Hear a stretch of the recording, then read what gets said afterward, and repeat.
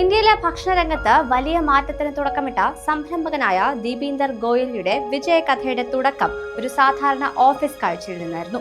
2000-ന്റെ തുടക്കത്തിൽ Bain and കമ്പനിയുടെ ഡൽഹി ഓഫീസിൽ കൺസൾട്ടന്റായി ജോലി ചെയ്തുകൊണ്ടിരുന്ന ഗോയൽ ഉച്ചസമയത്ത് സഹപ്രവർത്തകർ കാഫറ്റീരിയയിൽ നീണ്ട ക്യൂവിൽ നിൽക്കുന്നത് ശ്രദ്ധിച്ചു. ഭക്ഷണം ഓർഡർ ചെയ്യാൻ എല്ലാവരും പേപ്പർ മെനുവിനെ ആശ്രയിക്കേണ്ടി വന്നത് സമയം കളയുന്നതായിരുന്നു.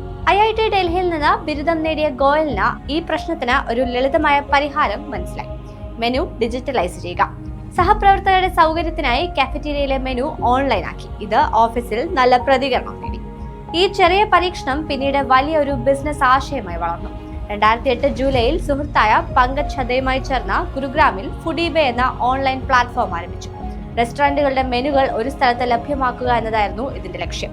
പിന്നീട് ഈ സംരംഭം തന്നെ ലോകപ്രശസ്തമായ ഫുഡ് പ്ലാറ്റ്ഫോമായി വളർന്നു. ഇന്ത്യക്കാരുടെ ഭക്ഷണം കണ്ടെത്തുന്ന രീതിയെ പൂർണ്ണമായും മാറ്റിമറിച്ചു. മാസങ്ങൾക്കുള്ളിൽ ഫുഡിബേ 1400ഓളം മെനുകൾ ഡിജിറ്റലൈസ് ചെയ്തു. ഡൽഹി NRCയിലെ ആദ്യത്തെയും ഏറ്റവും വലുതുമായ റെസ്റ്റോറന്റ് ഡയറക്ടറിയായി ഫുഡിബേ മാറി. പിന്നീട് ഒന്നും നോക്കിയില്ല.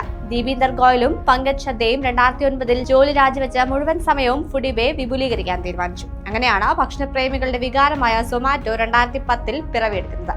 ശേഷം കാണുന്നത് സൊമാറ്റോയുടെ കണ്ണഞ്ചിപ്പിക്കുന്ന വളർച്ചയായിരുന്നു. 2012-ൽ സൊമാറ്റോ മൊബൈൽ ആപ്പ് കൂടി അവതരിപ്പിച്ചതോടെ കൂടുതൽ സ്വീകാര്യത നേടി. അപ്പോഴേക്കും ഇന്ത്യക്കാരുടെ ഇടയിൽ സൊമാറ്റോ വലിയൊരു മെനു സെറ്റ് എന്നതിനപ്പുറം ഒഴിച്ചുകൂടാനാവാത്തൊരു ശീലമായി മാറാൻ തുടങ്ങിയിരുന്നു.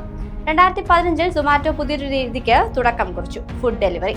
ഇഷ്ടഭക്ഷണം ഉപഭോക്താക്കളുടെ ആവശ്യമനുസരണം ഇഷ്ടസ്ഥലത്ത് എത്തിച്ചു കൊടുക്കുക. ഇത് സൊമാറ്റോയുടെ വളർച്ചയ്ക്ക് മാത്രമല്ല, സമൂഹത്തിൽ തൊഴിലവസരങ്ങളും കൂടി സൃഷ്ടിക്കാൻ സഹായിച്ചു.